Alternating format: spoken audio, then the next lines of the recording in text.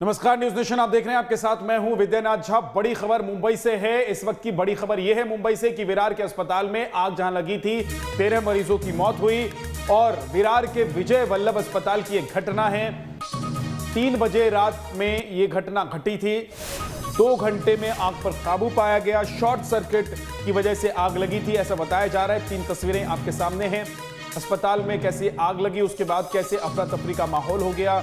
ICU में जो मरीज मौजूद थे उनकी मौत हो गई। 13 मरीज आईसीयू में थे जिनकी मौत हुई है। धुआं फैलने की वजह से मरीजों की मौत हुई। हालांकि कुछ मरीजों को बाहर भी निकाला गया, लेकिन सवाल यह है कि आखिर इस तरह की व्यवस्था क्यों नहीं थी। आखिर आग कैसे लगी, आग लगने के बाद उस पर काबू पाने के इंतजाम क्यों नहीं थे। 13 लोगों की मौत का जो जिम्मेदार है वो कौन है। अस्पताल में सुरक्षा के इंतजाम क्यों नहीं थे, आग से निपटने की व्यवस्था क्यों नहीं थी। पिछले हादसों से अस्पताल में सबक लेने की कोशिश क्यों नहीं हुई।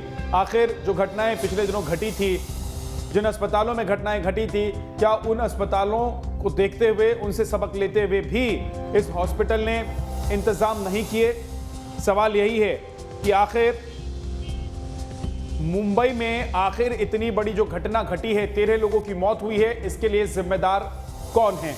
तस्वीरों में आप देख रहे हैं कुछ जो मरीज हैं उनको दूसरी जगह ट्रांसफर किया जा रहा है। अलग अलग कैमरों से हम आपको बताने की कोशिश करते हैं कि आखिर मुंबई में हॉस्पिटल में कैसे आग लगी, वहां पर कैसे हालात बने और अभी स्थिति क्या है। देखिए, सबसे पहले आग लगने के बाद की तस्वीर है जहां पर आप देखेंगे कि सब कुछ जल चुका है। कुछ लोगों को वहां से निकाला जा रहा है। दूसरी तस्वीर में देखिए कि एक हॉस्पिटल से बाहर निकलते हुए जो तस्वीर है उसमें आप देखेंगे कि ऑक्सीजन सिलेंडर के साथ एक व्यक्ति को दूसरी गाड़ी में बिठाया जा रहा है, उन्हें वहां से निकाला जा रहा है। स्ट्रेचर पर एक व्यक्ति है। तीसरी तस्वीर में देखिए प्रशासनिक अधिकारी हैं।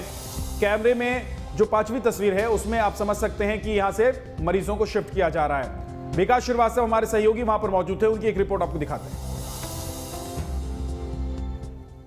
विरार के विजय वल्लभ अस्पताल में आग पर काबू पा लिया गया है, लेकिन यह आग 13 जिंदगियों को निगल चुकी है।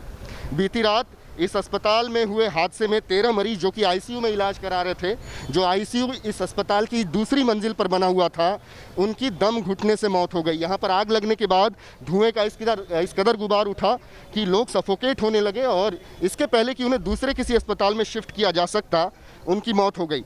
हमें ये बताया जा रहा है कि आईसीयू में 19 मरीज एडमिट थे, जिनमें से 6 को मात्र शिफ्ट किया जा सका, जबकि 13 लोग अपनी जान गंवा चुके थे। क्या हुआ था बीती रात, यहाँ पर जितने मरीज थे उनके रिश्तेदारों से हम बात करने की कोशिश करते हैं। काका, आप बीती रात को यहाँ पर थे, क्या हुआ था, किस समय आग लगी और रिस्पांस टाइम कैसा? 2:50 को आग लगा है। 3:10 को मेरा पेशेंट ने फ़ोन किया, मैं आया 3 मैं फायर को फ़ोन किया 3:18 को, फायर 3:22 को आया, 3:22 को फायर आया। उसके बाद फिर ये लोग अंदर गया पूरा, तो तभी इधर आग जल रहा था। मेरा अंकल आंटी को नीचे उतारा और भी 2-4 पेशेंट था पीछे ने किया। उसके बाद फिर फायर ब्रिगेड ने पूरा किया। आपका कौन एडमिट था इस अस्पताल में और कौन से फ्लोर पे था? आंटी, मेरा अंकल और आंटी वो लोग को नीचे लाया। अभी they are shifted to cardinal grace में। अच्छा, वो कार्डिनल ग्रेस दूसरे अस्पताल में शिफ्ट कर दी गए। कितने मरीज थे जिनको शिफ्ट किया गया इस आग लगने के बाद? 25 मरीज को मेरा सामने ही शिफ्ट किया फटाफट। मतलब उसी टाइम ऑक्सीजन लेके शिफ्ट किया है।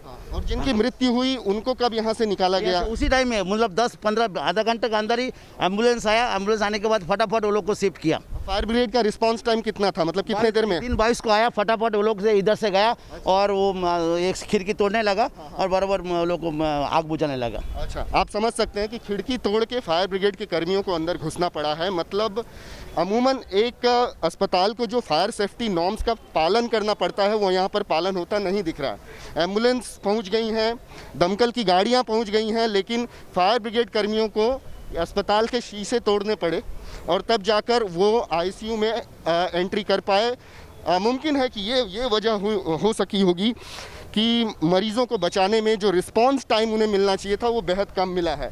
यहाँ पर आप देख सकते हैं गमगीन जो तीमारदार हैं वो अस्पताल के प्रांगण में, पुलिस की भी भारी मौजूदगी यहाँ पर है।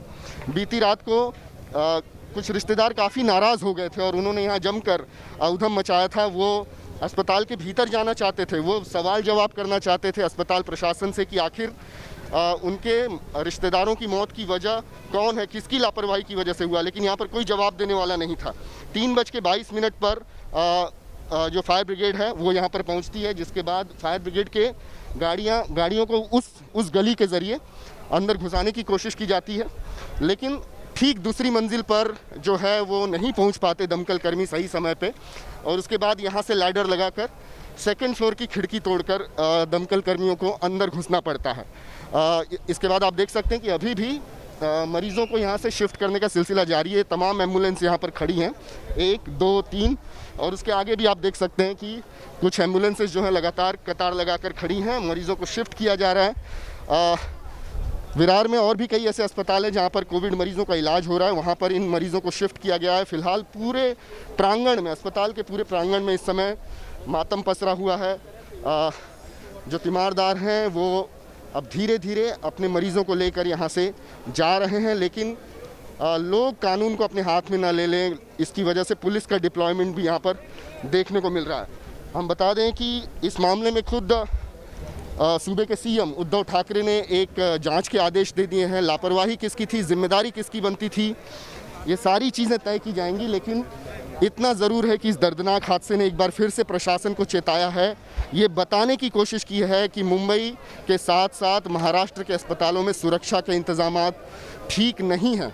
फायर सेफ्टी नॉर्म्स का पालन गंभीरता से नहीं किया जा रहा है। यहाँ पर अगर फायर सेफ्टी इक्विपमेंट्स होते और उनका सही समय पर इस्तेमाल होता तो मुमकिन था कि कई मरीज़ों की जान बचाई जा सकती थी।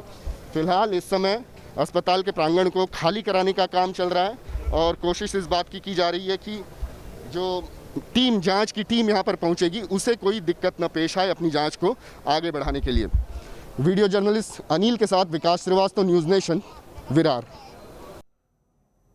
मेरे सहयोगी विकास श्रीवास्तव इस वक्त हमारे साथ जुड़ भी गए हैं, सीधे उनके पास चलते हैं। विकास, इस वक्त क्या स्थिति है? हॉस्पिटल को क्या पूरी तरीके से खाली करा लिया गया है, और जो मरीज थे उनको कहां भेजा गया है, किस हॉस्पिटल में दाखिल कराया गया है?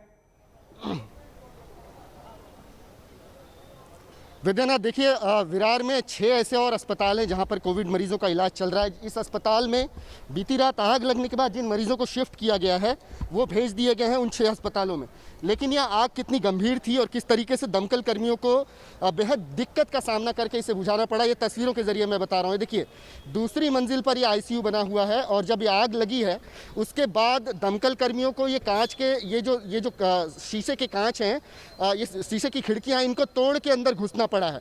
और जब तक दमकल कर्मी यहाँ पर पहुँच पाते उसके पहले ही धुएं का गुबार इतना उठ गया था कि दम घुटने से इन मरीजों की मौत हुई है। लेकिन जनरल वार्ड के पेशेंट्स को बीती रात से ही निकालने का काम शुरू हो गया था और अलग अलग एम्बुलेंसेस में भरकर विरार के 6 अस्पतालों में उन्हें रवाना किया गया।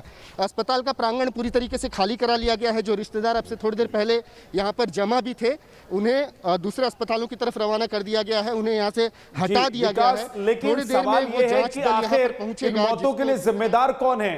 क्या हॉस्पिटल प्रशासन या स्थानीय प्रशासन अभी तक कुछ तय कर पाया है? शुरुआती तौर पर यह जिम्मेदारी किसकी बनती है? बिल्कुल विद्यानाथ, देखिए जिम्मेदारी तय करने के लिए एक जांच दल बिठाया गया है, वो थोड़ी देर में यहाँ पर पहुँचेगा। यहाँ पर मुंबई पुलिस के माफ़ कीजिएगा थाने पुलिस के आला अधिकारी भी यहाँ पर पहुँचे हुए हैं। उस जांच दल के अब इससे थोड़ी देर बाद पहुँचने की उम्मीद है, जो हर आयाम से इस घटना की जांच करेगा और समझने की कोशिश करेगा कि क्या अस्पताल के ने फायर सेफ्टी नॉर्म्स का पालन किया था या नहीं किया था, रिस्पांस टाइम क्या था, डॉक्टरों को रिस्पॉन्ड करने में कितना वक्त लगा, इसके अलावा दमकल कर्मियों को यहाँ पहुँचने में कितना वक्त लगा, ये तमाम चीज़ों की जांच होगी। अमूमन अस्पताल कुछ आग बुझाने वाले सिलेंडर अपने प्रांगण में रखते हैं। जैसे ही आग लगे उस पर काबू पाने के लिए सबसे पहले उन इक्विपमेंट्स का इस्तेमाल होता है। वो इक्विपमेंट्स यहाँ पर थे या नहीं थे, इन सब चीज़ों की जाँच होगी।